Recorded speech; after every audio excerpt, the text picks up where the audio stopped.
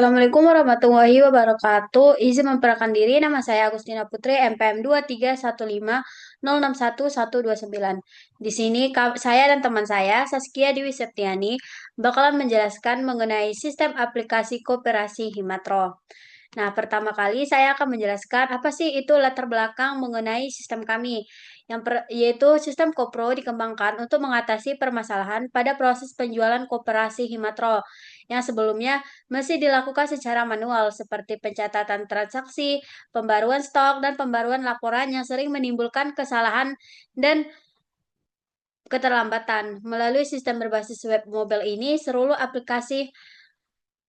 seluruh proses bisnis koperasi menjadi digital, terinteraksi, dan efisien.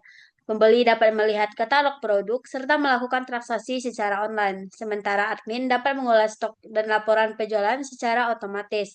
Dengan adanya sistem Kopro ini, operasional koperasi menjadi lebih cepat, akurat, dan transparan, mendukung transformasi koperasi menuju pengelolaan modern berbasis teknologi.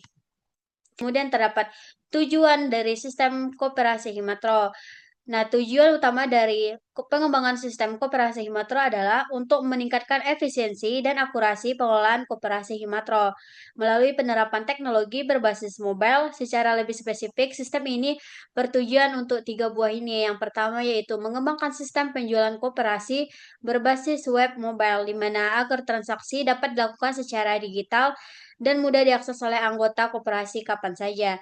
Yang kedua yaitu mempermudah proses transaksi dan manajemen stok, di mana pengurus koperasi dapat memantau ketersediaan barang secara otomatis tanpa pencatatan manual.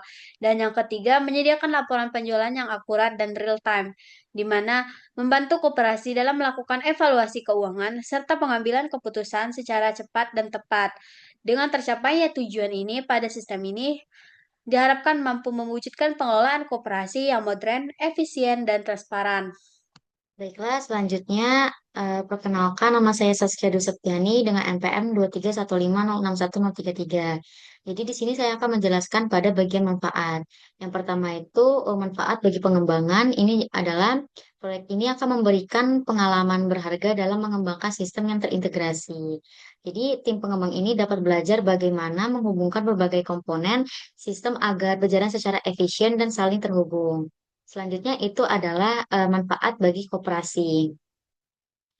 Nah, jadi sistem ini akan membantu meningkatkan efisiensi operasional dan mengurangi kemungkinan terjadinya human error.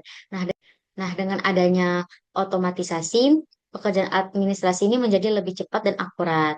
Selanjutnya itu ada manfaat bagi pembeli. Nah, sistem ini akan memberikan kemudahan dalam mengakses layanan koperasi serta melakukan transaksi dengan lebih praktis kapanpun dan dimanapun. Jadi, secara keseluruhan, sistem ini akan memberikan manfaat bagi semua pihak, baik dari sisi pengembang, koperasi, dan pembeli.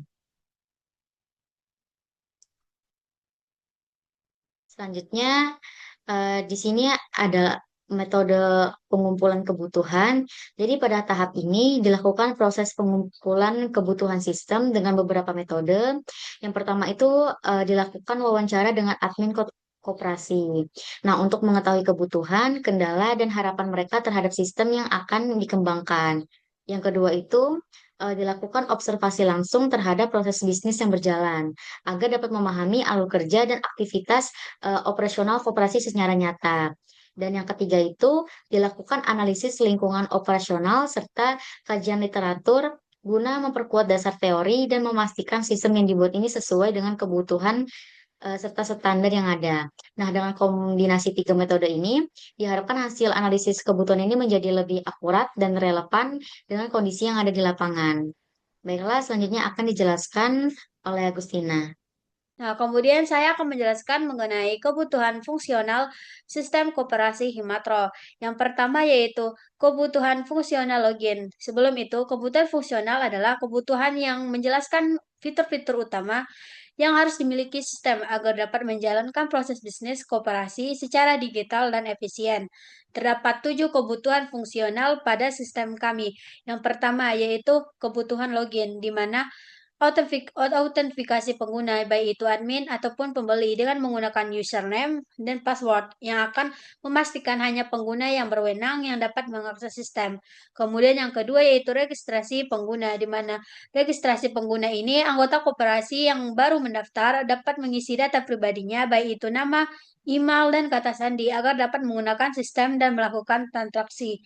Yang ketiga yaitu katalog produk, di mana sistem ini akan menampilkan daftar produk koperasi lengkap dengan harga dan stok secara real time, sehingga pembeli dapat melihat ketersediaan barang tanpa harus datang langsung ke koperasi. Nah, yang keempat yaitu transaksi penjualan, di mana fitur ini akan mencatat setiap transaksi penjualan yang dilakukan oleh pembeli, meliputi produk yang dibeli, jumlah, harga total, dan agar semua data penjualan terekam secara otomatis. Nah, kemudian terdapat kebutuhan pembayaran. Fitur ini menggunakan dua metode, yaitu metode tunai dan metode kris ataupun digital, yang memudahkan pembeli memilih cara pembayaran sesuai dengan kebutuhan dan ketersediaan pada saat pembayaran.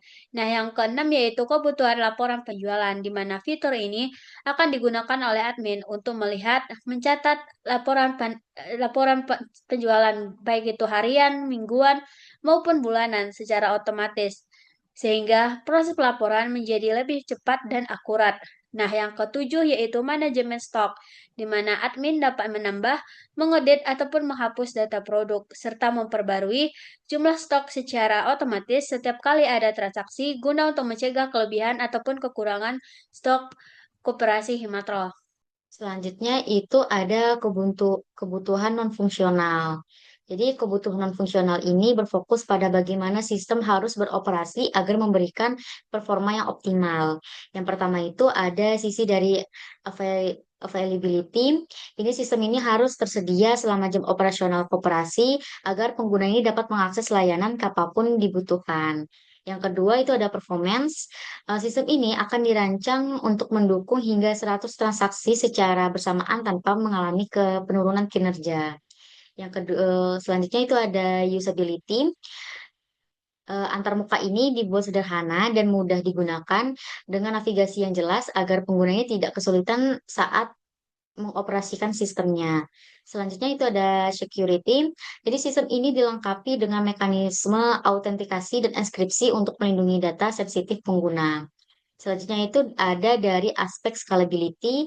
Nah, sistem ini dapat dikembangkan untuk menampung lebih banyak pengguna di masa depan. Lalu ada reliability, jadi di mana sistem ini akan mengharapkan memiliki waktu downtime yang minimal dan mampu melakukan pemulihan dengan cepat saat terjadi gangguan. Selanjutnya itu ada maintainability. Sistem ini akan mudah dipelihara dan diperbarui oleh tim pengembang. Dan terakhir itu ada compatibility. Nah, sistem ini dapat diakses melalui berbagai perangkat dan browser sehingga memberikan fleksibilitas bagi pengguna. Nah, selanjutnya ini ada use case. Jadi use case ini pembeli ini dapat melakukan registrasi, login, melihat katalog, transaksi, pembayaran, lalu admin ini dapat mengelola stok, menerima pesanan dan melihat laporan. Jadi pembeli ini terhubung ke registrasi. Lalu pembeli juga dapat login melalui aplikasinya. Pembeli juga dapat melihat produk katalog. Lalu ketika pembeli ini tertarik dengan barang, lalu dia dapat menambah produk ini ke keranjang. Lalu pembeli ini juga dapat melakukan pemesanan. Setelah itu pembeli ini dapat juga melakukan pembayaran bisa dalam bentuk cash atau QRIS. Lalu di sini admin juga dapat bisa beregistrasi. Lalu admin ini juga dapat login. Di sini juga admin dapat mengelola stok produk. Nah, di sini juga admin dapat melihat laporan penjualan dan admin juga dapat menerima pemesanan saat pembeli melakukan pemesanan. Baiklah, selanjutnya akan dijelaskan oleh Agustina. saya akan menjelaskan mengenai deskripsi use case. Nah, use case yang kami gunakan itu terdapat 11, yaitu yang pertama yaitu use case registrasi, di mana use case registrasi ini dilakukan oleh pembeli, di mana pembeli akan melakukan pendaftaran anggota dengan data diri seperti username, password, email, dan lain sebagainya. Kemudian yang kedua yaitu login, di mana login ini dilakukan oleh pembeli dan admin, di mana mereka akan melakukan autentifikasi untuk akses sistem. Nah, yang ketiga yaitu lihat katalog. Lihat katalog ini dilakukan oleh pembeli, di mana pembeli akan menampilkan produk dengan harga dan stok. Kemudian yang ke use case keempat yaitu tambah keranjang yang dilakukan oleh pembeli, di mana pembeli akan menambah produk ke keranjang belanjaan. Kemudian yang kelima yaitu pemesanan. Pemesanan ini dilakukan oleh pembeli, di mana pembeli akan melakukan pemesanan produk. Nah, kemudian yang keenam yaitu terima pesanan. Terima pesanan ini dilakukan oleh admin, di mana admin akan memverifikasi dan memproses pemesanan yang dilakukan oleh pembeli. Kemudian yang ketujuh yaitu pembayaran, di mana pembayaran ini dilakukan oleh aktor pembeli, di mana pembeli akan memilih metode pembayaran yang sesuai. Nah, jika dia memilih cash, maka pembeli akan melakukan pembayaran tunai di koperasi. Kemudian jika kris, pembeli akan membayar digital via kris. Kemudian yang ke-10 yaitu use case kelola stok, di mana kelola stok ini dilakukan oleh admin, di mana admin akan mengelola data produk dan stok barang pada koperasi Himatro. Nah, kemudian terdapat use case laporan, di mana use case laporan ini dilakukan oleh admin, di mana admin akan melihat laporan penjualan produk. Nah, kemudian di sini saya akan menjelaskan mengenai metodologi pengembangan sistem koperasi Himatro. Yang pertama yaitu menggunakan SSDLC model Agile. Kami di sini menekan model Agile karena model Agile ini bersifat fleksibel dan adaptif terhadap perubahan kebutuhan. Kemudian model Agile ini akan menekankan proses pengembangan yang cepat, kolaboratif, dan berulang, di mana setiap tahapnya akan menghasilkan versi sistem yang dapat diuji dan dievaluasi langsung oleh pengguna. Nah, yang kedua yaitu fokus pada kolaborasi dengan stakeholder, di mana pengembangan dilakukan dengan melibatkan admin koperasi Himatro sebagai pengguna utama. Stakeholder ini berfungsi akan memberikan masukan langsung terkait fitur, kebutuhan, dan alur sistem. Kemudian, kolaborasi ini memastikan sistem benar-benar sesuai dengan proses bisnis koperasi. Nah, yang ketiga yaitu dua iterasi, yaitu analisis kebutuhan dan perancangan use case, di mana analisis kebutuhan ini dapat dilakukan dengan cara wawancara ataupun observasi untuk menentukan fitur utama seperti login, stok, transaksi, laporan. Kemudian yang kedua yaitu perancangan use case, di mana use case ini dapat berisikan diagram, deskripsi aktor, alur ataupun sistem berdasarkan hasil analisis. Kemudian yang keempat yaitu iteratif dan incremental, di mana iteratif itu pengembangan dilakukan berulang-ulang sampai hasil sesuai dengan kebutuhan, sedangkan incremental yaitu setiap tahap menghasilkan peningkatan ataupun tambahan fitur baru secara bertahap, di mana pendekatan ini membantu tim untuk memperbaiki kesalahan lebih cepat dan menyesuaikan sistem secara berkelanjutan. Selanjutnya itu ada estimasi waktu proyek. Nah, jadi proyek pengembang ini direncanakan berlangsung selama 9 minggu dengan 4 fase utama. Yang pertama itu ada analisis kebutuhan. Jadi yang dilakukan pada 2 minggu, yaitu pada minggu pertama dan kedua. Jadi pada tahap ini dilakukan proses rekrutmen gathering serta dokumentasi kebutuhan sistem. Lalu yang fase kedua itu adalah perancangan sistem. Nah, yang berlangsung selama 3 minggu, dari minggu ketiga hingga minggu kelima.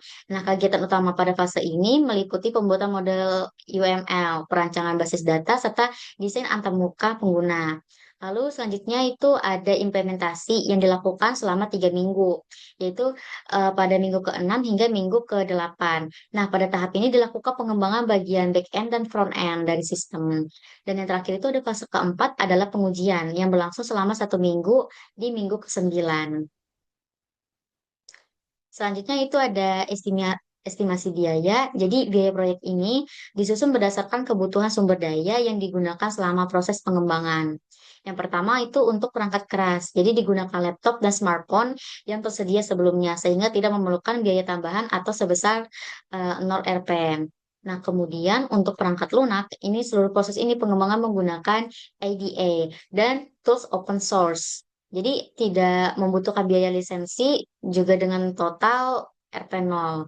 Selanjutnya, pada kategori infrastruktur dan hosting, ini disiapkan biaya sekitar 350.000 untuk pembelian domain dan layanan hosting selama 6 hingga 12 bulan. Nah, sedangkan untuk riset dan komunikasi, termasuk wawancara, penggunaan internet, dan pembuatan dokumen, ini diperkirakan memerlukan biaya sebesar 150.000. Nah, dengan demikian, total estimasi biaya ini, keseluruhan proyek ini adalah sekitar 500.000. Baiklah, selanjutnya akan dijelaskan oleh teman saya. Menjelaskan mengenai kesimpulan dari sistem kopro kami, di mana sistem kopro ini dikembangkan untuk meningkatkan efisiensi dan transparansi operasional koperasi mahasiswa melalui pengelolaan terintegrasi mulai dari produk, transaksi, hingga laporan keuangan, di mana sistem ini akan mampu meminimalkan kesalahan manual, mempercepat pelayanan, serta mendukung pengelolaan koperasi yang lebih modern, andal, dan berkelanjutan. Itulah presentasi saya dan teman saya. Cukup sekian, terima kasih. Assalamualaikum warahmatullahi wabarakatuh.